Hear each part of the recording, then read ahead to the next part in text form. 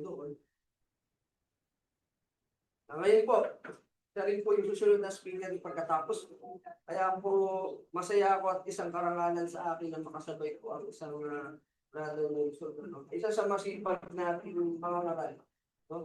At I think next week, siya po ulit ang magiging speaker doon sa Imus. No? So, I give credit po dito rin sa mga ganitong bagay po. At sa umaga po ito, ako po ay agad na pupunta sa ating tatalakayin o pag-aaral sa umaga ito.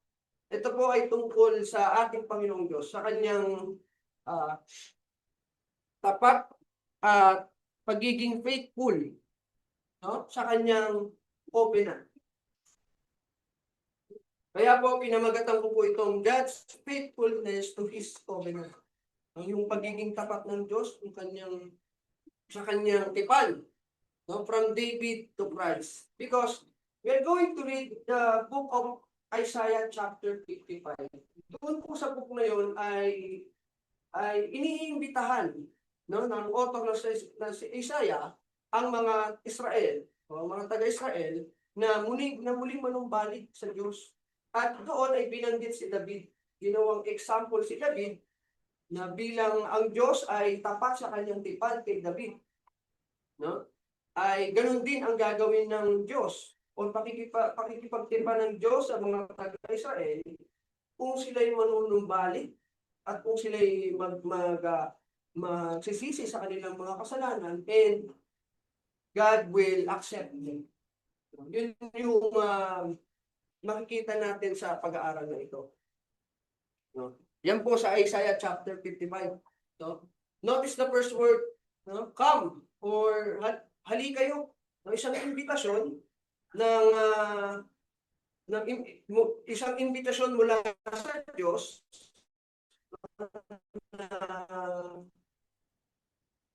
na manumbalik kayo o lumapit kayo sa akin.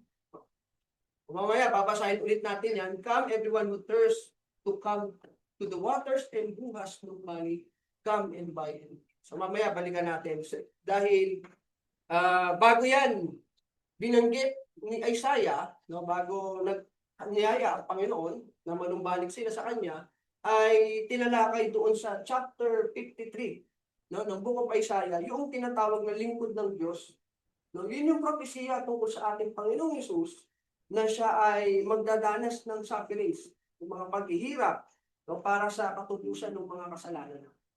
No, tapos sa chapter 54 naman ay yung ginawa ng Diyos ng pag-restore sa kanyang covenant, no, para manumbalik yung kanyang tipan doon sa mga taga-Israelita.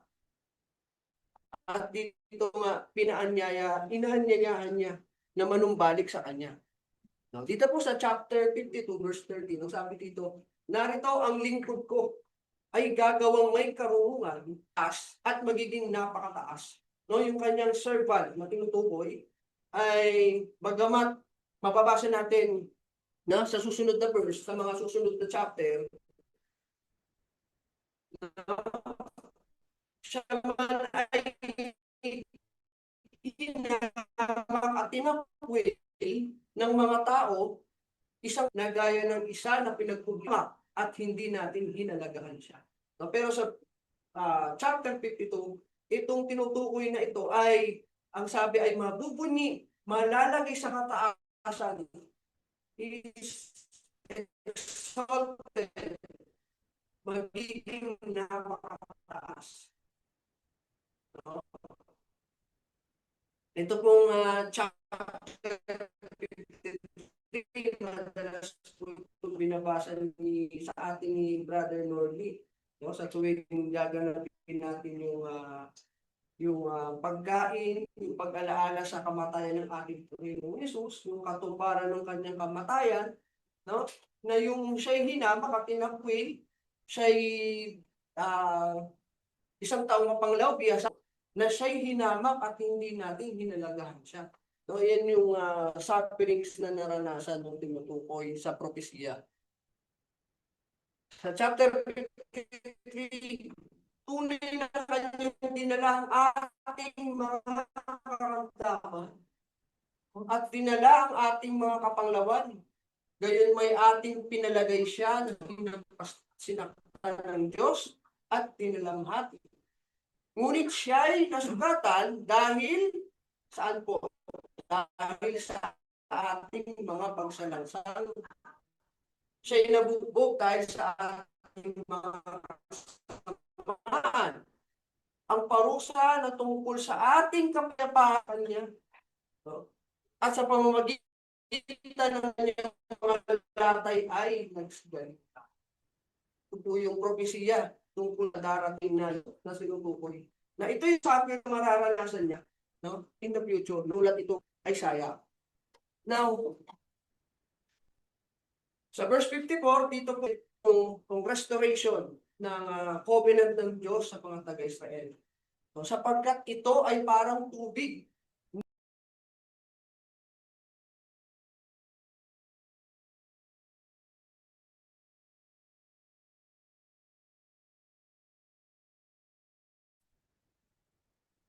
Ay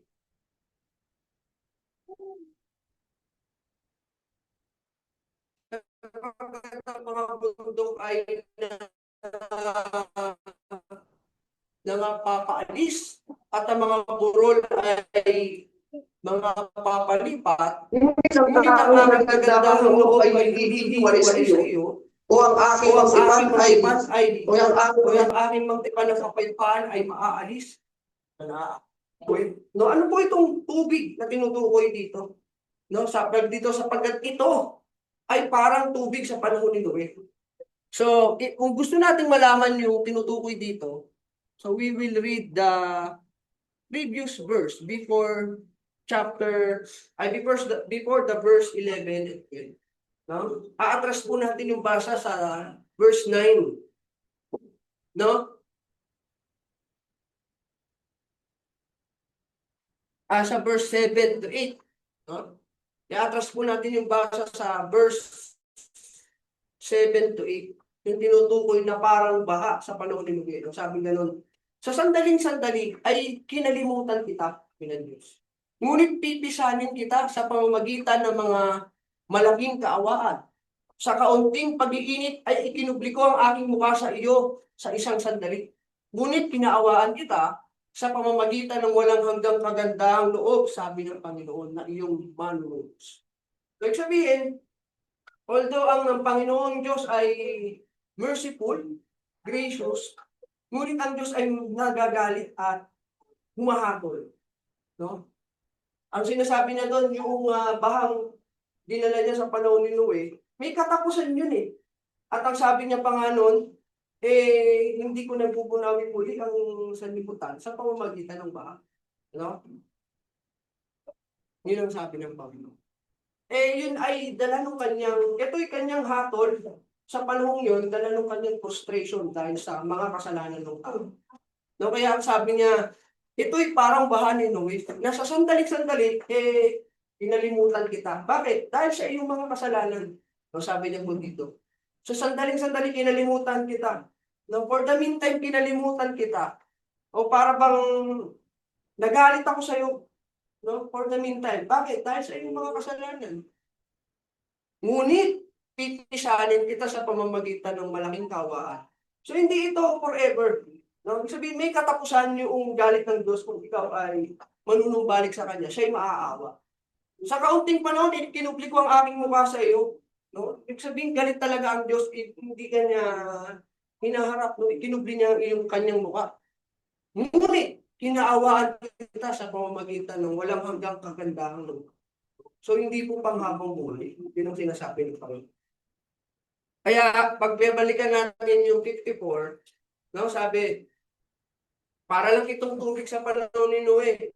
No, may katapusan. Ngunit, ang aking gagandahang loob ay hindi mahihiwalay sa iyo. O ang aking mangtipan ng kapayapaan ay maaalis, sabi ng Panginoon. So, hindi na ganun kapaypul ang Diyos sa kanyang tipan.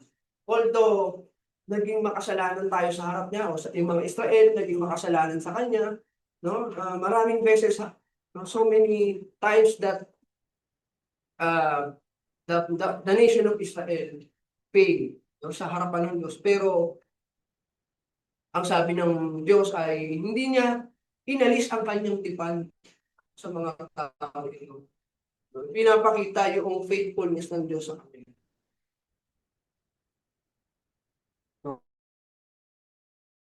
Kaya po dito sa verse 50, chapter 55, ano sabi? Come everyone. So hindi po ito, isa po itong metaphor, ano? Hindi po ito literal na physically thirst o nauuhaw.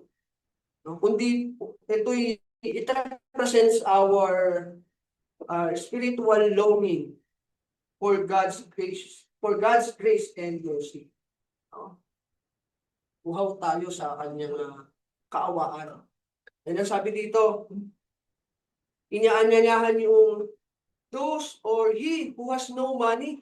Ako na to, mga kapatid, ano? Wala rang pera. So, he who has no money, come, buy and eat. No? So, again, hindi po ito tumutukoy sa financial stability. No? Those people who, or it represents those people who admit to themselves na they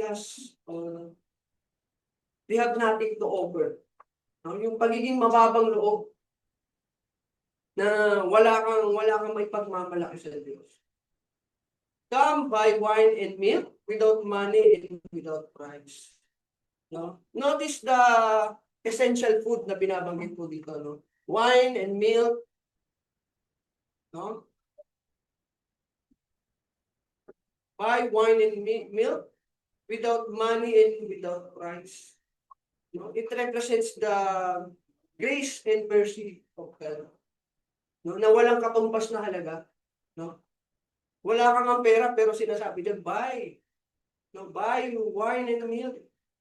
No? Sinasabi na merong doon sa mga previous chapter and verses, sinasabi niya na meron nang nagbayad, no? Para sa kaawaan ito, no? Kahit na hindi tayo karapat-dapat sa kaawaan ng Diyos, ay inaanyayahan niya pa rin ang mga tao.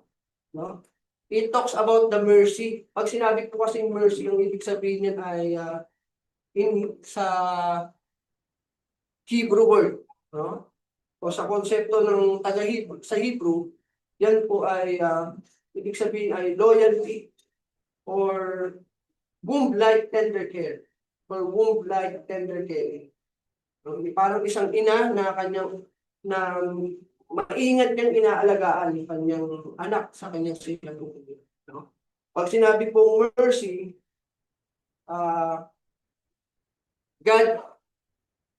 mercy is God giving us the positive favor or blessings and love that we could never earn or deserve. Kahit hindi natin deserve,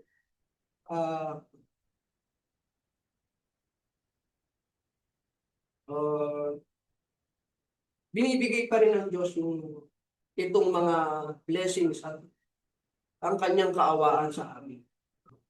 And mercy of God means that God withholding the consequences, no? Dapat nating maintindihan na lahat ng ating mga kasalanan na ating nagagawa ay may katampatang parusa. But because of the mercy of God, God withholding the consequences, the judgment, and the appropriate penalty for that. Yun po yung karapat dapat tayong parusahan, pero dahil sa kanyang kaawaan, God withhold the punishment for that sin. Sabi dito sa sa verse 3, incline your ear and come to me. Hear that your soul may live. Ito po ay tumutukoy sa kaligtasan ng ating mga kaluluwa. Nakikita naman natin ang ating mga sarili na buhay.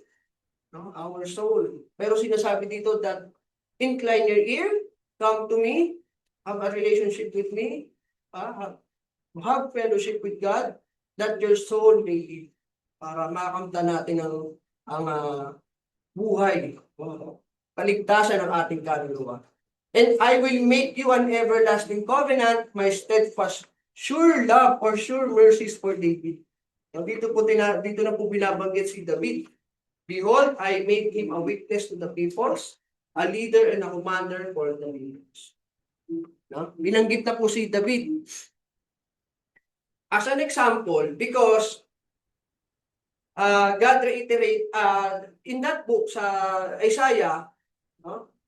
It reiterated the prophecy or the promise of God to David na mababasa natin sa 2 Samuel chapter 7. Ito po yung promise ng Panginoon kay David. No? Sabi dito sa verse 12, when your days are fulfilled and you lie down with your fathers, I will raise up your offspring after you. Sabi kay David. Merong sa iyo magmumula no yung binhi. And who shall come from your body, and I will establish his kingdom. He shall build a house for my name, and I will establish the throne of his kingdom forever. I will be to him a father, and he shall be my son. When he commits iniquity, I will discipline him with the rod of men, with the stripes of sons of men. But my steadfast love will not depart from him, as I took it from Saul, whom I put away before you. And your house and your kingdom shall be made sure forever before me. Your throne shall be established. Sa kanya magmumula, sa kanyang binhi magmumula yung magtatatag ng kaharian ng Diyos, no? And he will establish, and I will establish the throne of his kingdom forever, no? And my steadfast love will not depart from him, no? Yan po yung pangako kay David, no? Ngayon, what does Isaiah chapter 55 mean to the people of Israel, and what is the purpose of using David as an example? So, Isaiah reminded Israel, number one, that God will surely keep his commandment with David. The sure mercies of David. No? Sinasabi dito ng Isaiah na kung ang Diyos ay siguradong tutuparin niya yung kanyang pangako kay David, no? Pinatutunayan na God will surely keep his commandment with David. And the same faithful covenant love is now being offered to the nation. No? Sinasabi na ang Diyos ay tutuparin ang pangako niya kay David, and the same covenant of love is now being offered to you. Sabi sa mga tagis. No? And if God remained faithful to David despite Israel's failures, no, maraming naging pagkakasala ang bansang Israel, si David, but he will also receive the people if they return. Ito yung sinasabi na tatanggapin kayo ng Diyos kung kayo manunumbalik sa Kanya. Siya'y faithful sa Kanyang covenant. Siya'y faithful sa Kanyang covenant kay David na kung saan ay gagawin daw din niya sa inyo at i-offer niya sa akin. Ngayon, bakit si David? Why David? Is he perfect? Bakit si David pa ang ginamit na example? Si David ba ay perfecto sa kanyang pamumuhay? Hindi po, mga kapatid eh. David was not a perfect man. In fact, he committed serious sins against God. Marami po siyang pagkakasala laban sa Diyos. No? Ayan po yung mga listahan ng kanyang mga kasalanan. No? Adultery with Bathsheba. No? Na mababasa natin sa 2 Samuel chapter 11 verse 1 to 5.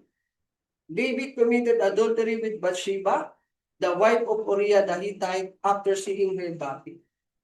Nakita niyang naliligo si Bathsheba, no? Kaya ito'y kinuha niya bilang kanyang asawa, kahit na itong babaeng ito na si Bathsheba ay asawa ni Uriah, isang Hittite, na kanya rin namang sundalo.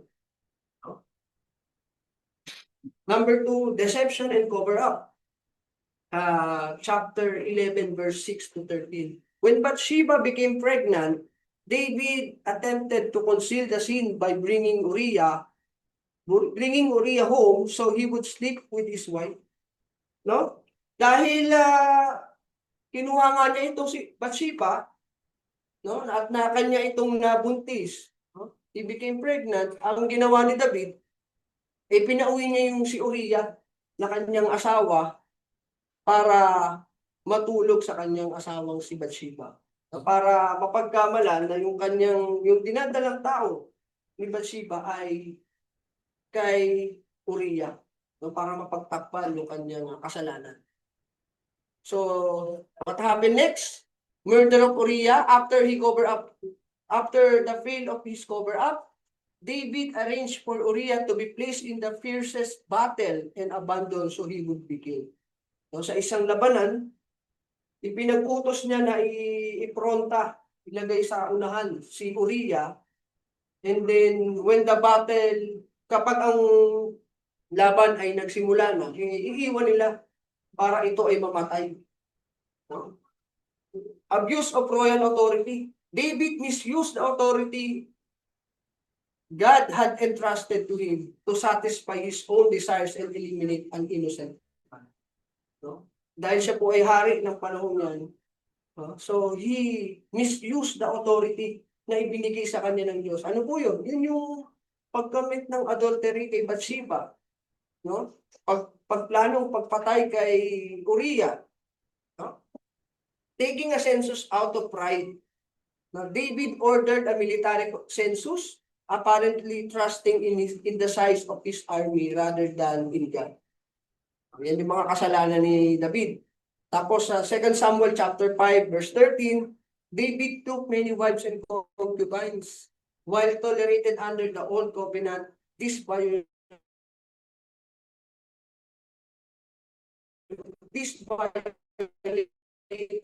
God's original design for marriage. No? Yan po yung mga kasalanan ni David.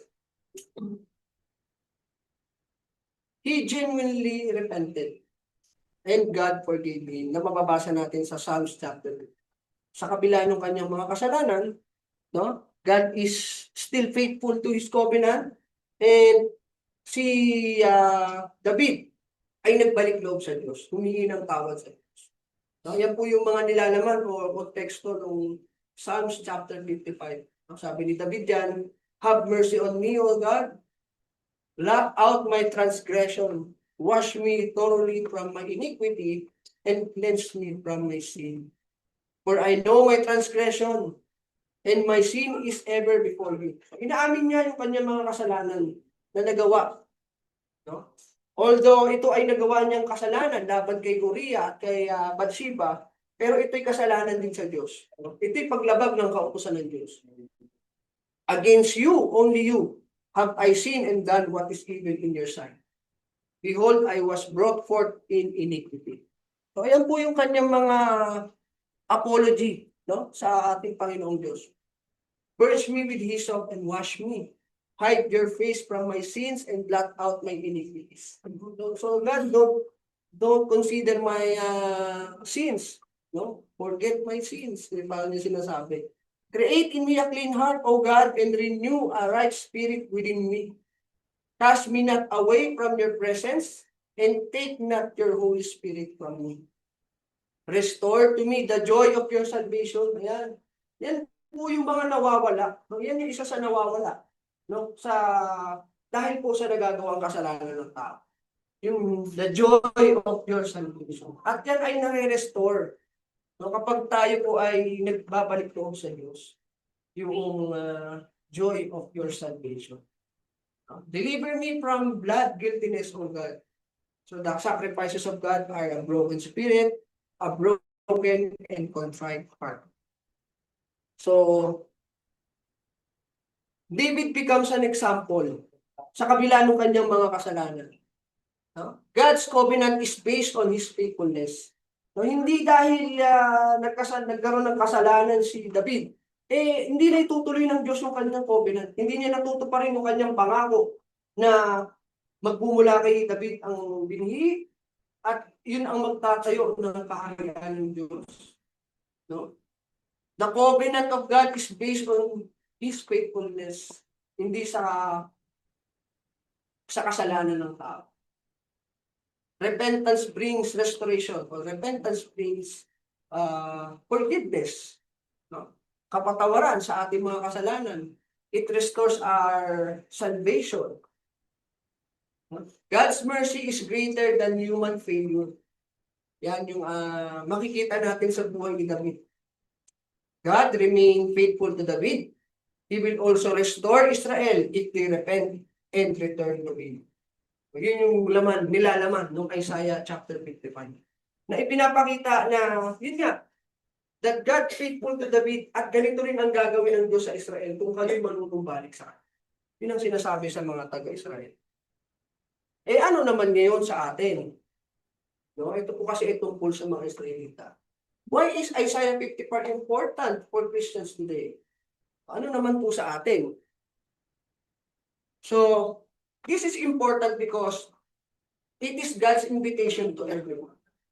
No? Sabi dito, come everyone who thirsts, come to the waters, and who has no money, come and buy and eat. Come buy wine and milk without money and without price. This is an invitation to those who are spiritually ill, are spiritually humble.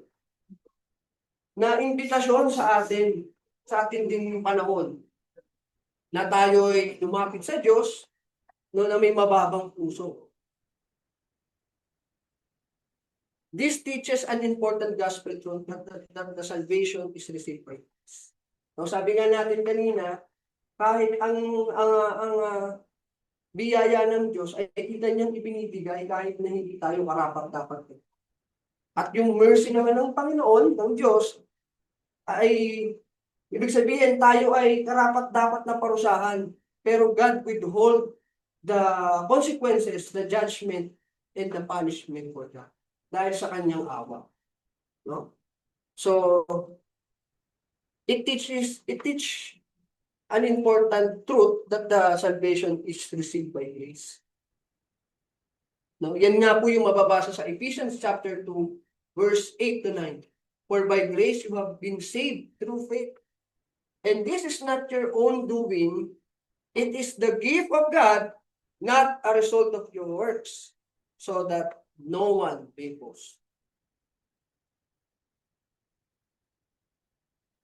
Sabi rin po dito sa Titus chapter 3, verse 5 to 7, He saves us not because of works done by us in righteousness, but according to His own mercy. Wala naman talaga, hindi natin may pagmamalaki yung ating mga ginawa eh. Kung tutusin, hindi nga ito makakaabot sa kanyang kalwalhatian. But He saves us according to His own mercy, dahil sa kanyang steadfast love, mercy, and loving kindness. So this is echoed throughout the New Testament. Jesus said in John chapter 7, verse 37, that if anyone thirsts, let him come to me and drink. No, sinasabi ng Panginoon sa importanteng event na ito, na siya yung katuparan na ginaganap, no, na pag-alaala doon sa paghuhugas ng tubig, no, nung panahon niya. Kaya sabi niya, if anyone thirsts, let him come to me and drink, na siya ngay katuparan ng propesiya na sinasabi ni Isaiah. Number 2, because it reveals that people seek satisfaction in the wrong places. Napansin niyo po sa verse 2 ng chapter 55, sabi doon, what do you spend your money for that which is not bread, and your labor for that which is does not satisfy? No? Karaniwan po kasi, tayo mga tao, we strive for temporary satisfaction. No? Tulad nung kayamanan, yung wealth, career, popularity, social media, pleasures, possessions, and success. No? Na pang-samantala. Pero, yung pangangailangan ng ating kaluluwa, kapatid, No one of these can satisfy the need of our soul. No, yung kailangan ng ating kaluluwa. Ano po yun? Yun yung grace of God, yung kaawaan ng Diyos na hindi kayang ibigay ng mga material na bagay na nandito sa sanlibutan. That only God can. No, sabi nga ng ating Panginoong Hesus sa John chapter 6 verse 35, I am the bread of life. Whoever comes to me shall not hunger. Kasi yung mga material na bagay may katapusan, temporary. Pero kung tayo'y nasa Diyos, nasa ating Panginoong Kristo, nagtitiwala sa kanyang kamatayan at nananampalataya sa kanya, hindi na tayo magugutom. Yung sinasabi. Because our Lord Jesus Christ is the bread of life. Yun yung kailangan ng ating kaluluwa. It points to Jesus through the everlasting covenant. One of the most important verses in verse 3, sabi dyan, I will make you an everlasting covenant, my steadfast, sure love for thee. No? Kung mapapansin niyo po, ito po it refers to the promise of God na binasa nga po natin kanina sa 2 Samuel chapter 7, that God promised David an eternal kingdom, an everlasting throne, and eternal king. Yan po yung pangako, ano? So, it connects to what the New Testament identifies, no? That our Lord Jesus Christ is the promised son of David. No? And even Paul in Acts chapter 13 verse 34, nung kanyang ipinaliliwanag yung tungkol sa pagkabuhay na manguli ng ating Panginoong Hesus, kinote niya po itong Isaiah chapter 55. Ayan po, sabi niya sa chapter 13 verse 34, and as for the fact that He raises Him from the dead, no, yung pagkabuhay na muli ng ating Panginoong Hesus, no more to return to corruption. He was spoken in this way, I will give you the holy and sure blessings of Him. Kinote niya po, the sure blessings, the sure love, or the sure mercies of David. Kinote po ni Apostol Pablo. At ito nga po ay tumutukoy sa ating Panginoong Hesus. So therefore, God's covenant, the covenant, David's covenant was fulfilled in Jesus Christ. Ito po ay natupad sa ating Panginoong Kristo. It means that the Christians are included in God's everlasting covenant through Christ. So meron po itong important sa atin. No, kaya po mahalaga na pag-aralan yung tinatawag na sure mercies of David. Sapagkat ito ay natupad sa ating Panginoong Hesus at tayo ay kasama sa kanyang everlasting covenant. So it also calls the sinners to repent. No? Yan mababasa natin sa verse 6 to 7. That seek the Lord while He may be found, call upon Him while He is near. Let the wicked, and sinabitan sa verse 7, God will abundantly pardon. Nagpapatawad ang Diyos. No? So, I want to post this important point, mga kapatid. No? That the people under the Old Testament will surely be forgiven by God if they turn back. No? Sure po yan. No? Because of God's grace, and He promised to forgive those who repent. That God is faithful to His covenant. So, yan po yung na-establish natin sa pag-aaral na ito. That is the important point that I want to post to you. No? That the people will surely be forgiven by God if they turn back and repent. Yan po yung nangyari sa lumang tipan o sa lumang panahon. Ngayon, the question is, mga kapatid, why did Jesus need to be crucified for the redemption of sins if the people in the Old Testament had the assurance that their sins were forgiven? Diba? Sigurado ng Diyos sa kanila na if you turn back, if you repent, I will accept you. Sigurado yan as I promised to David. No? Bakit kailangan pang mamatay ng ating Panginoong Hesus? No, para sa ikatutubos ng mga kasalanan. If the forgiveness is sure. No, mga kapatid, that's the question. So, because, ito po yung mga kasagutan. Because forgiveness requires justice. No? Huwag natin kakalimutan grace is merciful, but God is also just. No? Hindi niya hayaang na walang katampatang kaparusahan yung mga kasalanan. Sabi niya sa Ezekiel chapter 18 verse 4, the soul who sins shall die. And in Romans chapter 6 verse 23, the wages of sin is death. Yan po ang kalooban ng Diyos eh. Yan ang kabayaran ng kasalanan, ng kamatayan. That what we deserve when we sin, yung kamatayan. Yun po ang kabayaran ng ating mga nagagawang kasalanan. At ito po ay inako ng ating Panginoon.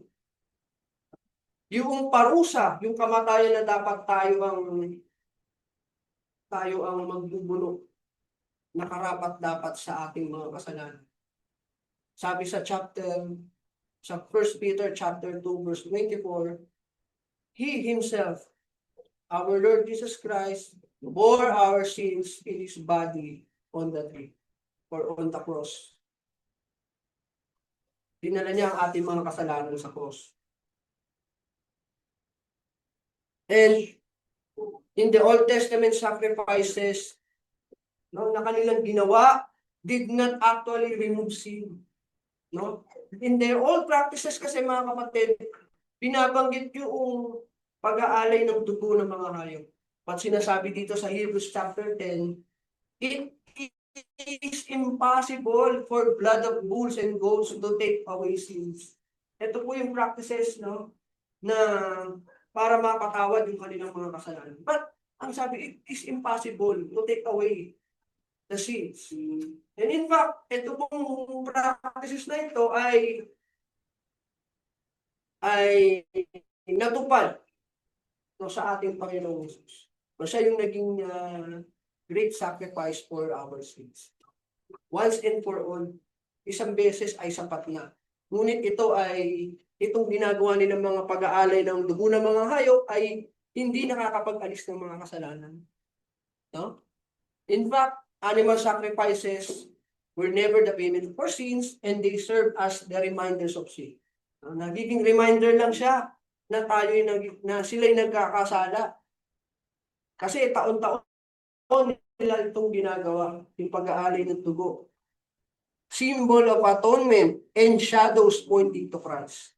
Ito nga po yung naging katuparan sa panahon ng ating Panginoon Jesus. Kasi hindi naman sapat yung dugo na yan eh.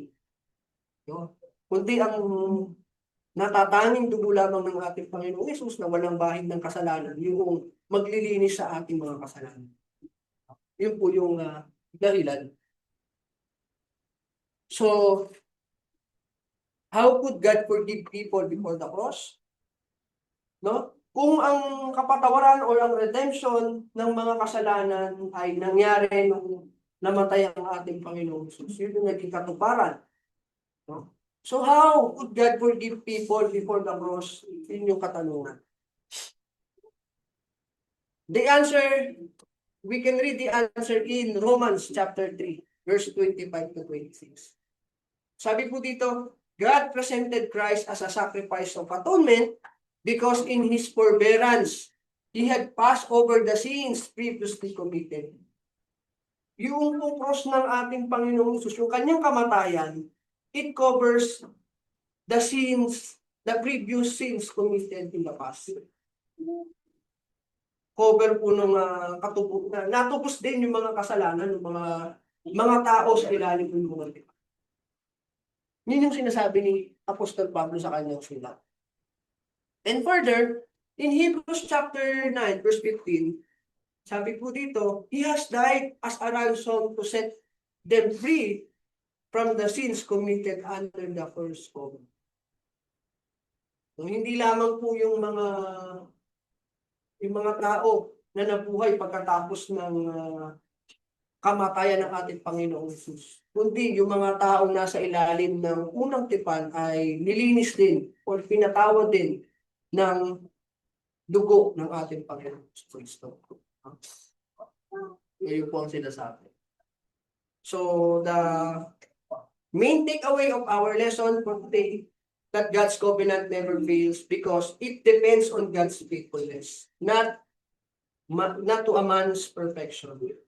Kahit na nagkakasala tayo ay God remain faithful to His covenant. Tutok pa rin niya yung kanyang pangako, yung kanyang oath sa atin.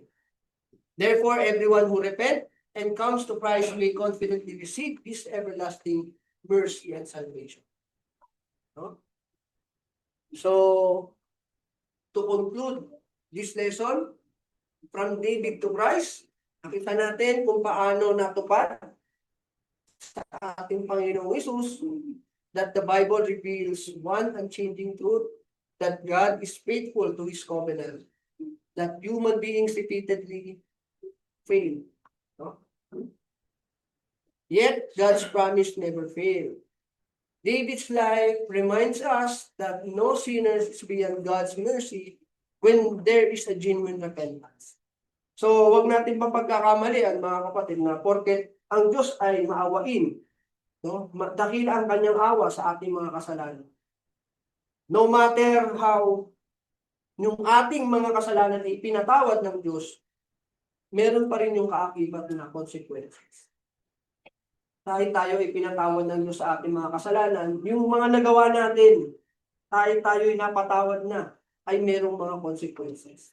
Like what happened to David? No, yung kanyang pangangalan niya, mga magplanong pagpatay sa kay Uriah, kahit na pinatawad siya ng Diyos sa kanyang mga kasalanan, ay he still suffered the consequences of this. No? Naging failure siya as a king, no? Sometime na nadama yung kanyang kababayan sa kanyang kasalanan. So, ganun din naman tayo. Kaya kung tayo ay nagkakasala at nagkakamali, nagsasuffer tayo ng consequences kahit na pinatawad na tayo sa ating mga kasalanan. So, kaya hindi natin dapat pagsamantalahan talaga o i-take advantage yung pagandahang loob ng Diyos sa atin. So, kailangan pa rin natin ingatang mabuti na tuparin yung kanyang mga kautusan.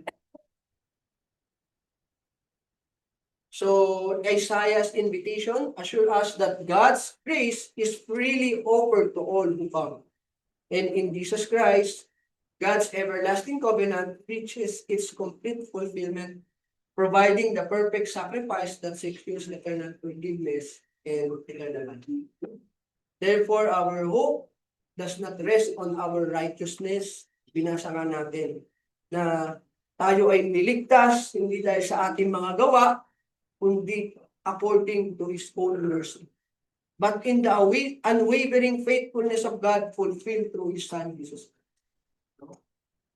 Yan po yung ating message or lesson sa umaga. So, that's the end of our lesson for this morning. Maraming salamat po at magandang umaga sa inyo lahat.